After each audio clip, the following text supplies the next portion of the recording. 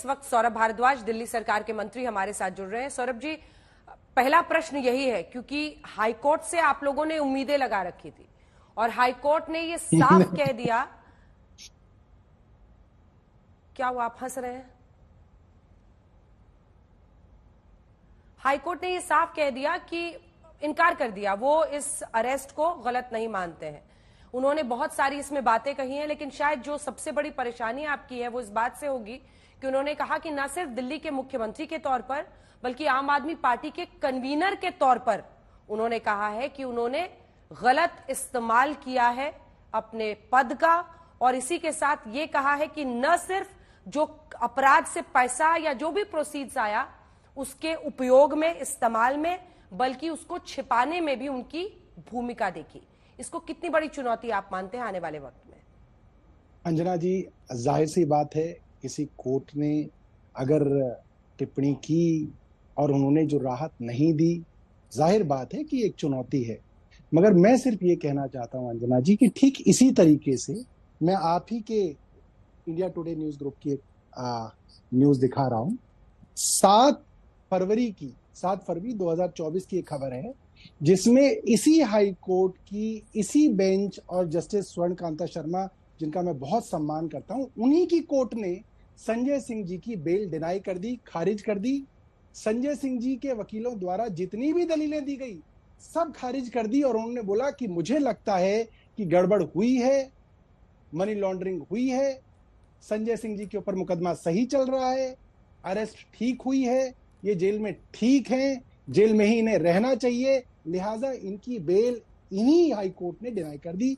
उसके बाद अंजना जी, हम लोग उन्हीं दलीलों के साथ सुप्रीम कोर्ट, जो देश की सबसे बड़ी अदालत है, 3 जज बेंच है, जस्टिस संजीव खन्ना, जस्टिस दिबाकर दत्ता और जस्टिस प्रसन्ना, उनके सामने जब हमने वही दलीलें रखी तो जिन दलीलों को हाई कोर्ट ने नहीं माना इसी बेंच ने, उन दलीलों को सुप्रीम कोर्ट ने मानते हुए ईडी को फटकार लगाई कि भैया ये कैसे हो सकता है कि तुम एक अप्रूवर की 9 स्टेटमेंट तो नहीं मान रहे। 9 स्टेटमेंट उसने दी जिसमें संजय सिंह के बारे में कुछ नहीं बोल रहा, उसको आपने कूड़े के डब्बे में डाल दिया।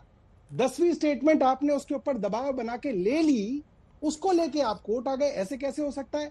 और जब कोर्ट ने डांट लगाई ईडी को और बोला कि अगर तुम इस जमानत का विरोध करोगे तो हम ऑर्डर देंगे, और अगर हमने ऑर्डर फैक्ट्स पे दिया तो तुम्हारा पूरा का पूरा केस हवा में उड़ जाएगा, तो वो केस जो है खारिज हो गया, बेल मिल गई उनको।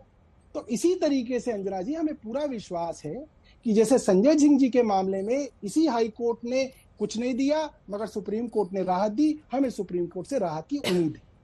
पर एक और टिप्पणी जो बहुत, क्योंकि आप लोग जिन 4 गवाहों की बार बार बात कर रहे हैं, सरकारी गवाह, उन अप्रूवर्स पर कोर्ट ने कहा कि उस पर सवाल खड़े करना, कोर्ट पर सवाल खड़े करना है, क्योंकि उनके बयान न सिर्फ पीएमएलए में दर्ज किए गए हैं बल्कि 164 ऑफ सीआरपीसी में भी दर्ज किए गए हैं, जो कि एक मजिस्ट्रेट के सामने होता है।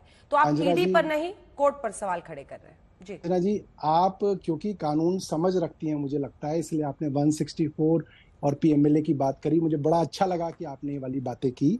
और मैं आपको एक और चीज बताना चाहता हूं, आप ही के न्यूज ग्रुप की इंडिया टुडे की खबर है, जब संजय सिंह जी की बेल को इसी हाई कोर्ट की जस्टिस स्वर्णकांता की बेंच ने रिजेक्ट किया, माननीय स्वर्णकांता जी, उन्होंने क्या लिखा अप्रूवर के बारे में, मैं आपको पढ़ के सुनाता हूं।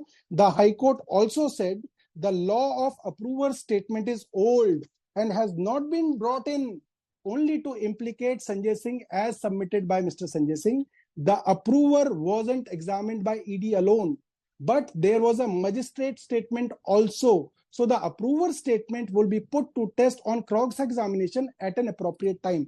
कहने का मतलब ये है, तब भी हाई कोर्ट ने संजय जी के मामले में अप्रूवर के बयान को बहुत बड़ा चढ़ा के बताया था और उन्होंने बोला था कि भाई अप्रूवर का बयान सिर्फ ईडी के सामने नहीं है, मजिस्ट्रेट के सामने भी है, और अप्रूवर का बयान वर्षों से माना जाता है। मगर जब इस अप्रूवर का बयान सुप्रीम कोर्ट की 3 जज बेंच के सामने रखा गया तो हमारे देश की सबसे बड़ी अदालत ने क्या कहा कि अरे, अप्रूवर के बयान पे आप कैसे किसी को गिरफ्तार कर सकते हैं, और आप कब तक उसको गिरफ्तार रखेंगे? 6 महीने तक गिरफ्तार कर रखेंगे। और उन्होंने वो सारी बातें जो हाई कोर्ट ने अप्रूवर के विषय में कही, उनको दरकिनार करते हुए उन्होंने संजय सिंह जी को बेल दे दी। तो ये अप्रूवर वाली कहानी ये पहली बार नहीं गाई जा रही, ये पहले भी अपने ऑर्डर्स में यही हाई कोर्ट जो है कह चुका है। मगर इसके साथ मैं फिर ये कहता हूं अंजना जी, क्योंकि मैंने लॉ पढ़ी हुई है, अप्रूवर का बयान हमारे देश में सबसे कमजोर बयान कहा जाता है। क्यों? क्योंकि पहले आपने उसको आरोपी बनाया, उसको डर लगा कि भैया जेल जाना पड़ेगा। अब इस लालच में कि मैं जेल से बच जाऊं और बाकी सारे फंस जाएं, तो अप्रूवर कुछ भी कहने के लिए तैयार होगा। इसलिए बार बार सुप्रीम कोर्ट ने कहा है कि अप्रूवर का बयान सबसे ज्यादा नॉन क्रेडिबल बयान है, इसके ऊपर आप सिर्फ भरोसा नहीं कर सकते, बहुत सारे बाकी सबूत भी चाहिए होंगे। अप्रूवर का सबूत कमजोर सबूत है। लेकिन ईडी के केसेस में कोई ना कोई गवाह या आरोपी ही, माफ कीजिएगा, आरोपी ही सरकारी गवाह बनता है। उसमें आपको कोई चौथा पांचवा नहीं, आरोपी ही सरकारी गवाह बनता है, अप्रूवर बनता है, और उसके बिना पर केस आगे चलता है। लेकिन एक आखिरी प्रश्न है मेरा आपसे, छोटा सा उस पर जवाब दीजिएगा। सुप्रीम कोर्ट में अब आप लोग जा रहे हैं, जो पता चला है, जो खबर आई है, क्या वहां पर सिर्फ एक बार फिर इसी केस को आगे ले जाएंगे जहां पर आप ईडी की गिरफ्तारी को इलीगल मानते हैं, अवैध मानते हैं, या ये खबर भी आई थी जिसकी मैं चाहती हूं आप पुष्टि करें कि आप लोग कुछ दिनों के लिए पॉलिटिकल कैंपेनिंग करने दें, ऐसी अर्जी भी सुप्रीम कोर्ट के सामने रखेंगे कि फेयर लेवल प्लेइंग फील्ड होनी चाहिए चुनावों के वक्त, इसलिए उनको कैंपेनिंग के लिए अरविंद केजरीवाल को बाहर आने दिया जाए? दोनों पर आप जी अंजना जी, क्योंकि मैं समझता हूं कि आज कोर्ट की टिप्पणी जो आपके चैनल में थोड़ी देर पहले जिक्र भी हो रहा था कि कोर्ट्स को इससे कोई मतलब नहीं है कि कोई आदमी पॉलिटिशियन है या सीएम है, इलेक्शन है या नहीं है। मैं कल ही का इसी कोर्ट का एक ऑर्डर आपको दिखाना चाहता हूं, जो दिलीप रे हैं, जिनके ऊपर कोयले स्कैम के अंदर आरोप साबित हुए हैं और 3 साल की सजा मिली है। इसी हाई कोर्ट ने, माननीय हाई कोर्ट की इसी माननीय बेंच ने दिलीप रे साहब को उनकी कन्विक्शन यानी कि उनकी सजा को स्टे करते हुए ये कहा है कि क्योंकि इनका बहुत लंबा पॉलिटिकल करियर है, 71 साल इसकी उम्र है, और अगर इनको अभी नहीं छोड़ा गया तो ये चुनाव नहीं लड़ पाएंगे, जिससे इनका बहुत बड़ा नुकसान हो जाएगा। इसको बिना बनाते हुए हाई कोर्ट ने, इसी बेंच ने इनको कहा है कि इनकी जो सजा है उसको स्टे करके इनको मौका दिया है कि आप जाके जो है चुनाव लड़ लें। तो ये एक बार बार जो बात कही जा रही है कि जो कोई सीएम है तो इससे कोई फर्क नहीं पड़ता, जब यहाँ पे एक वो आदमी जिसको सजा दे दी गई उसको आपने रिहा कर दिया चुनाव लड़ने के लिए, तो ये कहा जा सकता है कि इस तरीके की दलीलें कोर्ट में मान्य होती हैं। मुझे नहीं पता कि कोर्ट के अंदर, सुप्रीम कोर्ट के अंदर हमारी टीम जो है क्या स्ट्रेटेजी बनाएगी, मगर जो आपने सुझाव दिया है वो सुझाव जो है मैं मानता हूं कि वो एक अच्छा सुझाव है। सुझाव नहीं था, सूत्रों से खबर आई थी, इसलिए मैंने आपकी पुष्टि के लिए आपसे पूछा। अगला और आखिरी प्रश्न, एक और प्रश्न मेरे मन में आ गया, आखिरी हो गया कि 9 अप्रैल 2011 आज की ही तारीख थी जब अन्ना आंदोलन खत्म हुआ था जंतर मंतर पर। जी। अरविंद केजरीवाल ये कहते थे कि अगर मनीष सिसोदिया गलत करे तो वो जेल जाएगा, तो उसको इस्तीफा देना पड़ेगा। और मनीष, मैं भी तुम्हारा सगा नहीं हूं, अगर मैंने गलत किया, जेल गया, तो मुझे इस्तीफा देना होगा। लेकिन आज जेल से सरकार चलाने पर वो क्यों इतना अड़े हुए हैं? क्या आपको नहीं लगता है हाईकोर्ट के इतने सख्त बयान के बाद, जिसमें ये साफ अरविंद केजरीवाल की भूमिका एज सीएम, एज आप कन्वीनर, वो कह रहे हैं पैसे के गलत इस्तेमाल और उसे छिपाने में देखी जा रही है, नैतिकता के आधार पर क्या उन्हें इस्तीफा नहीं देना चाहिए?